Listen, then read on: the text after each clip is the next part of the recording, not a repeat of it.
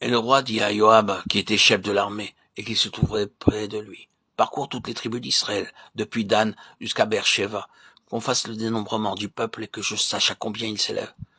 Joab dit au roi, que l'Éternel ton Dieu rende le peuple 100 fois plus nombreux et que les yeux du roi, mon Seigneur, le voient. Mais pourquoi le roi, mon Seigneur, veut-il faire cela? Le roi persista dans l'ordre qu'il donnait à Joab et aux chefs de l'armée. Et Joab et les chefs de l'armée quittèrent le roi pour faire le dénombrement du peuple d'Israël. Ils passèrent le Jourdain, et ils campèrent à Aroer, à droite de la ville qui est au milieu de la vallée de Gad, et près de Gézer. Joab remit au roi le rôle du dénombrement du peuple. Il y avait en Israël 800 000 hommes de guerre tirant l'épée, et en Juda 100 000 hommes. 500 000 hommes. David sentit battre son cœur, après qu'il eut ainsi fait le dénombrement du peuple. Et il dit à l'Éternel, j'ai commis un grand péché en faisant cela. Maintenant, ô Éternel, daigne pardonner l'iniquité de ton serviteur, car j'ai complètement agi en insensé.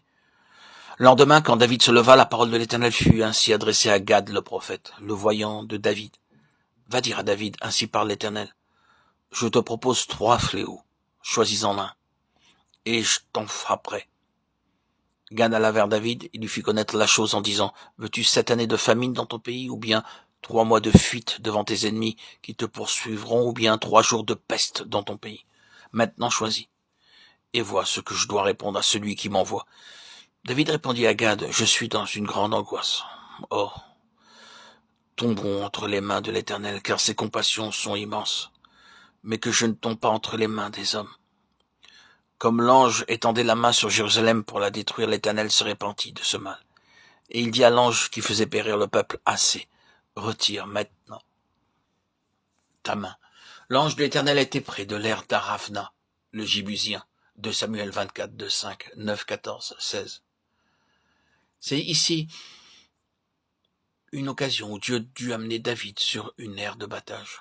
Dieu avait donné ordre de ne pas dénombrer le peuple d'Israël, parce que le peuple ne devait pas dépendre de la vision de sa propre force, ni de l'abondance de son armement pour combattre l'ennemi.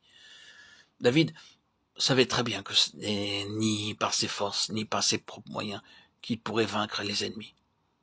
N'avait-il pas rendu lui-même ce témoignage lorsqu'il dut affronter Goliath, le Philistin? Et toute cette multitude saura que ce n'est ni par l'épée, ni par la lance que l'Éternel sauve, car la victoire appartient à l'Éternel, et il vous livre entre nos mains. 1 Samuel 17, 47. C'est par la puissance et par l'énergie divine que cette victoire fut en effet remportée, et non par sa propre force.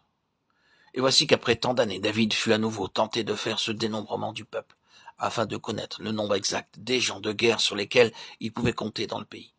C'est ainsi qu'il chargea son général, Joab, de cette mission, lui disant, va, dénombre le peuple. Joab lui répliqua, Joab, dis au roi que l'Éternel, ton Dieu, rende le peuple 100 fois plus nombreux et que les yeux du roi de mon Seigneur le voient.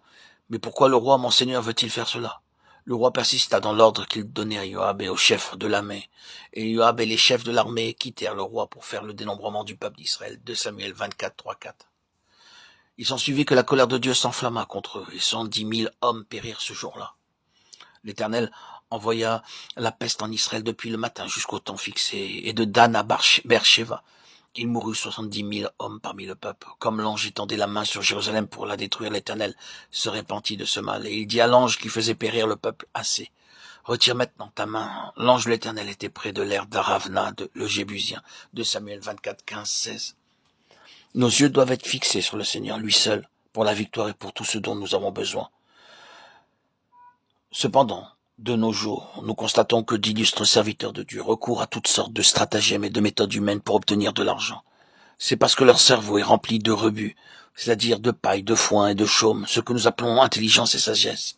Dieu le regarde comme des rebuts, des balayures, et il ne peut pas agir efficacement par nous si nous usons de ce moyen-là. Nos yeux doivent être uniquement fixés sur lui, pour tout ce qui regarde la satisfaction de nos besoins.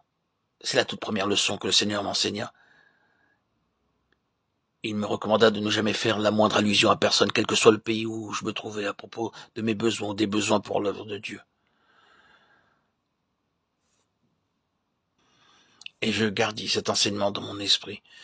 Il ne faut employer aucune méthode pour obtenir de l'argent, car Dieu pourvoit abondamment à tous nos besoins. Il est un Dieu vivant.